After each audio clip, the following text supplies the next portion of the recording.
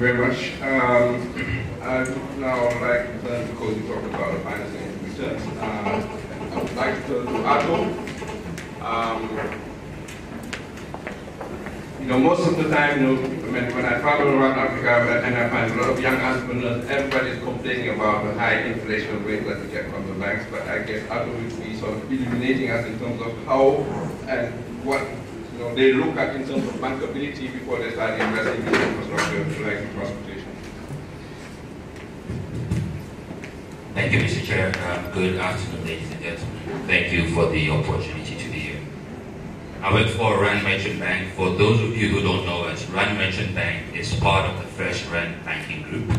We are based out of Johannesburg in South Africa. By market capitalization, we are the second largest financial institution in Africa, behind Standard Bank Group. Rand Merchant Bank has been active in Africa for close to 15 years in the infrastructure financing space. In that period, we've had the opportunity to be involved in quite a lot of infrastructure projects across the various sectors. So we've done water projects, we've done a prison in South Africa, we've done hospitals, roads, the normal stuff, toll roads, etc., etc. And throughout this debate, I know a lot has been said about how difficult and how challenging it is to raise money for infrastructure projects. And I'll be the first person to admit it is challenging. And yet, when you do bring all the pieces together, what I found is that there is a lot of capital. There's almost too much capital chasing projects in Africa. I mean, a number of projects have been mentioned today as having been successful in this market. I mean, the obvious one would be the Lekki Toll Road, which closed in 2008, and where we were proud to be involved as the financial advisor. What Opuyo hasn't said is that closed in 2008, they raised 12-year Naira funding, which to date hasn't been replicated in the markets, going on 6 years later. If you look at Azura, which is also mentioned, which signed yesterday, where we are involved as an MLA, that is going to raise $15-year funding in this market.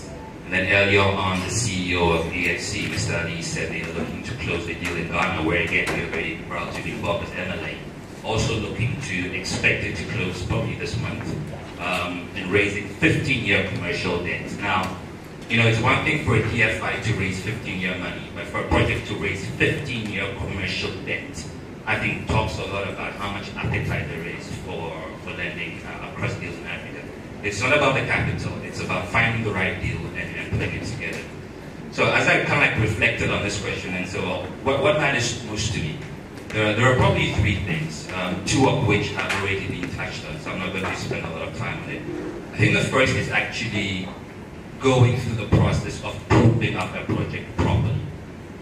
It doesn't make sense to come to a bank and say, I'm looking to raise $1 billion of debt, but I don't have $1 million to spend in developing this project. It doesn't make sense.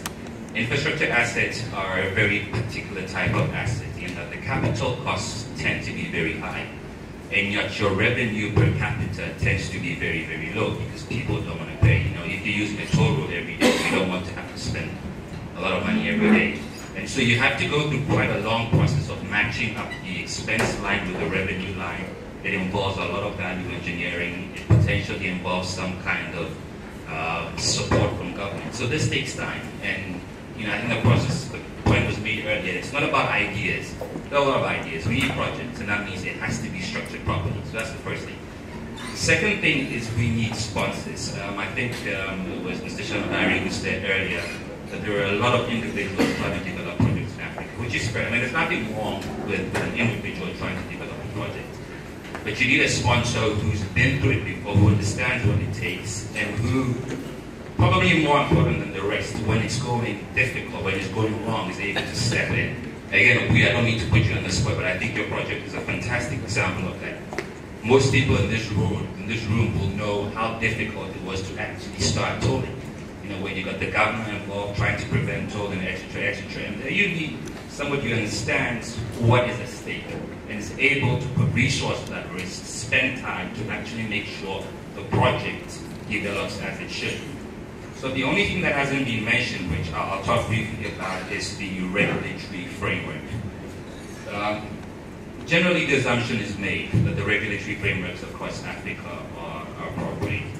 And to an extent, there certainly has been a lot of development, but it doesn't mean we're there yet. You know, infrastructure aspects are funny. They're not like accommodation type things. If you develop a road and it goes wrong, there's nothing you can do with it. You can't sell it, you can't roll it up. That's $1 billion down the drain. And so when you're looking at financing it, probably the most critical aspect of it is your contractual rights to that project. You know, it's the same thing whether it's a port, you have to have a right to berth a ship. Whether it's an airport, you've got to have a right to land a plane. As soon as you lose those rights, and that's why I talked about tolling on the Lake concession, as soon as you lose that right, you've got a problem. So on Lekki, I know Priya and his team had to go through a whole process to develop the framework themselves. I mean, literally, they had to appoint their own legal counsel to write the law that allowed them to toll roads in Lagos. And those of you who are kind of resident in Lagos will be aware that recently there's been the Lekki Koi Bridge as well, which was developed by the state government, which has now lost its right to toll. You know, if there was a bank involved in that, if we were involved, I mean, literally, I would probably be fired right now. So the framework and the legal framework that gives the backing to an infrastructure project cannot be underestimated. I'd say those are probably the three most important things. Obviously, there are a lot of other things, but those are the three things I'd like to touch on. Doing business in Africa, you can't afford to be without Africa Investor.